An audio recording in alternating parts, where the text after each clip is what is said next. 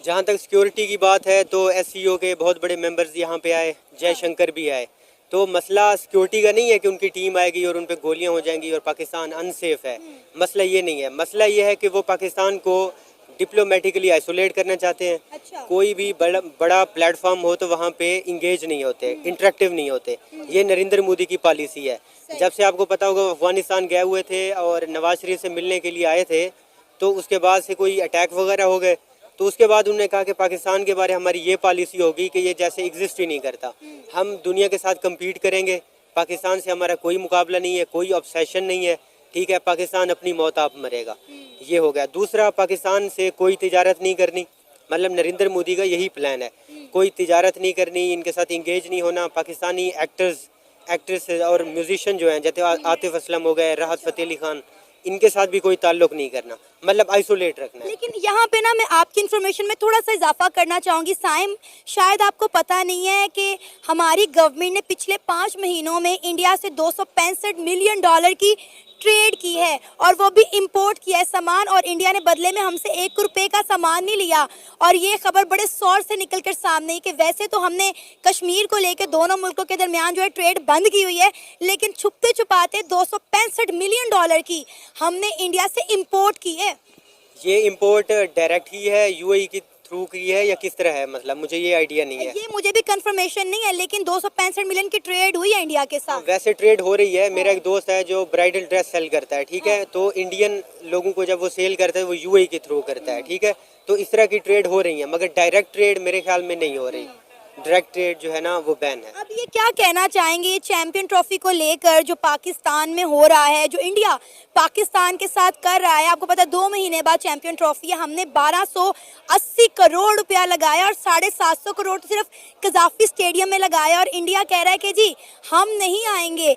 ऐसा मुल्क जो हमारे मुल्क में आके दहशतगर्दी करे, हमारे लोगों को मारे, कश्मीर में जुल्म और बर्बरियत करे, पाकिस्तान ऑक्युपाइड कश्मीर पे कब्जा करके बैठा हुआ है, हम वहाँ खेलने क्यों जाएं?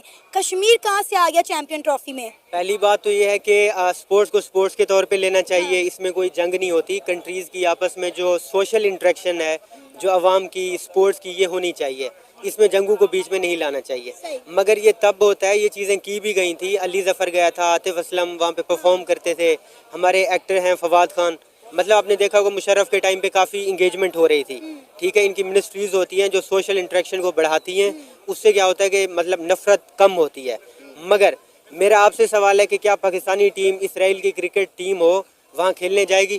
कभी नहीं। तो जो दुश्मन होता है वो दुश्मन होता है, उसके साथ कोई ताल्लुक नहीं होता, दुश्मन को आइसोलेट रखना होता है, ठीक है। हाँ, एससीओ की बात है, वो एक रीजनल थी, ठीक है, वहाँ पे इंडिया का स्टांस कुछ और था, वहाँ पे चाइना भी था, बड़े बड़े मतलब कंट्रीज़ थे। तो जहाँ तक एक स्पोर्ट्स के इवेंट की बात है, मुझे नहीं लगता कि वो आएंगे। आपने कहा कि इंडिया पाकिस्तान को आइसोलेट करना चाहता है, हमने भी तो अपनी फॉरेन पॉलिसी इस तरह की नहीं बनाई हुई ना कि हम दूसरे ममालिक के साथ बना कर रखें। कहीं ना कहीं गलतियां और खामियां तो साइम हमारी भी हैं, हमें ये मानना पड़ेगा। ऐसा मुल्क जिसके खिलाफ हमने 3 जंगें लड़ी, ठीक है, हमें झूठ बोला गया कि 65 की जंग इंडिया ने लड़ी थी, वो लाहौर पे कब्जा करना चाहते, लाहौर के वो करीब आ गए थे, कब्जा करना चाहते तो कर लेते। हमारा ऑपरेशन ये था कि हम कश्मीर को वो करना चाहते, हमने वो हाईवे तोड़ दिया था, उसके बाद उनकी जो आर्मी डिप्लॉयमेंट है वो आ गई, मतलब इतना टाइम नहीं लगाया, ठीक है।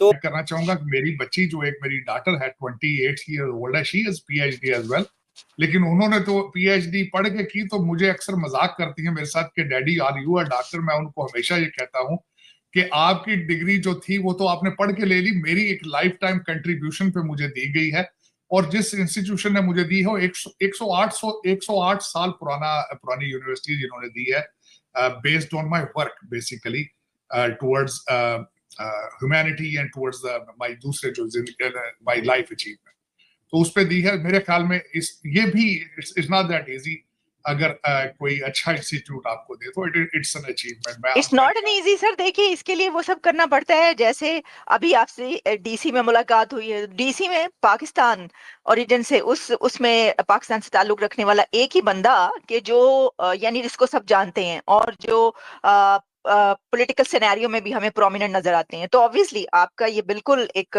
इसके लिए भी काम करना पड़ता है, एक बैकग्राउंड होना चाहिए जो आपका था। अच्छा साजिद साहब, जैसा कि हमने कहा कि हम उस पर तो बात करेंगे ही, जो प्रेसिडेंट ट्रम्प की नई एडमिनिस्ट्रेशन है, अब जैसे कि आप एज ए रिपब्लिकन एनालिस्ट के तौर पर हमारे साथ मौजूद हैं, लेकिन मैं आपसे ये भी जानना चाहूंगी कि एक खबर ये भी आ रही है कि चैंपियंस ट्रॉफी जो कि पाकिस्तान में होना थी, अब उसको इसलिए कैंसिल होने की तरफ कहा जा रहा है कि जा रही है, जैसे मैं देख रही तमाम इंडियन मीडिया में, कि champions trophy tour in Pakistan, Skardu, Gilgit Baltistan, वहां पर ले जाने का फैसला किया गया था। उसके ऊपर अब द इंटरनेशनल क्रिकेट काउंसिल जो है, द स्पोर्ट्स गवर्निंग बॉडी, उसने कहा है कि they have decided to cancel the plan trophy tour of the champions trophy 2025 Skardu, मरी एंड मुजफ्फराबाद।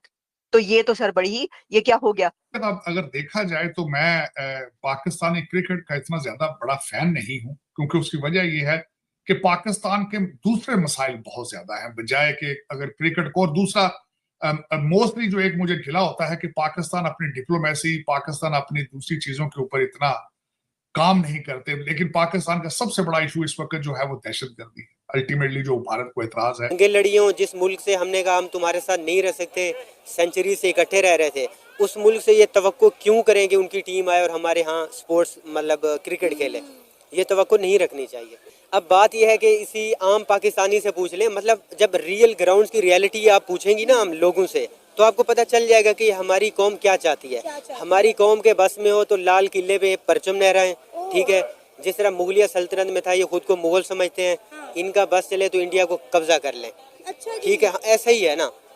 तो इंडिया के ऊपर कब्जा कर लें, ये कहते हैं कि जी बंगाल है, हम हैं 30 करोड़ जो मुस्लिम हैं, उनको अक्सर ये ताना देते हैं तुम लोग इंडियन हो, तुम लोग उन वहाँ जी कैसे रहे हो, ठीक है, मतलब जिहाद करें फिर हम भी साथ हो जाएं, हमारा बस नहीं चल रहा। तो जहाँ पे यहाँ तक बात चली गई हो, इतनी सारी डिवीजन हो, हेट्रेड हो, और पीछे हिस्ट्री भी है कि बंटवारा वगैरह हुआ, इतनी सारी खून खराबा हुआ, तो इस तरह के फिर आप अमन की बात करें, भाईचारे की बात करें, वो आके क्रिकेट खेलें, कोहली इधर कजाफी स्टेडियम हो, हम उसे देखें, ये पॉसिबल नहीं है। देखिए साइम, यहाँ पे सवाल ये पैदा होता है कि जिस कश्मीर के लिए हम 78 ईयर्स से जो है 5 फरवरी की छुट्टी मना रहे हैं, जिस कश्मीर के लिए हम इंडिया के साथ ताल्लुकात बिगाड़ के रखे हुए हैं, वो कश्मीर क्या पाकिस्तान के साथ इल्हाक करना चाहता है? सवाल यहाँ पे ये है। अब्दुल्ला फारूक जो कि कश्मीर से एक सियासी पार्टी के लीडर हैं, सियासी पार्टी के रहनुमा हैं, उन्होंने पिछले दिनों स्ट्रेट फॉरवर्ड ये बात की है कि खुदारा हमें हमारे हाल पे छोड़ दें। अगर कश्मीर ने पाकिस्तान बनना होता तो 78 ईयर्स में बन गया होता। अगर कश्मीर 78 ईयर्स में पाकिस्तान नहीं बना तो आगे भी नहीं बनेगा। आप पाकिस्तान पे देखें, हमारे हाल पे हमें छोड़ दें। आपके मुल्क में क्या हो रहा है? अपने मुल्क की मौशियत बेहतर करें, अपने मुल्क की तरक्की करें। हम जो कर रहे हैं हमें करने। उन्होंने बोला, अब्दुल्ला फारूक ने बोला कि पाकिस्तान दहशतगर्दी करवा रहा है जम्मू कश्मीर में, और ये एक कश्मीरी उठ के बात कह रहा है। आप कश्मीर की बात करती हैं, ठीक है, बलूचिस्तान की वहाँ पे मर्दमशुमारी करें, ठीक है, लोगों की राय लें, कॉन्सेंसस लें, ठीक है, क्या वो हमारे साथ रहना चाहते हैं? पठान और पंजाबी के क्लैशेस आपको पता है, कायद आज़म यूनिवर्सिटी इस्लामाबाद में, मतलब 2 रीजनल एथनिक जो स्टूडेंट ऑर्गेनाइजेशन थी, उनके दरमियान क्लैश हुआ, 30 बंदे मर गए, मीडिया पे नहीं आया। जिस तरह हम कहते हैं कि बंगाली बहुत अच्छे थे, हमारे साथ रहते थे, मैं ये नहीं कहता कि एक वक्त आएगा हम कहेंगे यार पठान और पंजाबी जो है ना इकट्ठे रहते थे, बड़े अमन से रहते थे।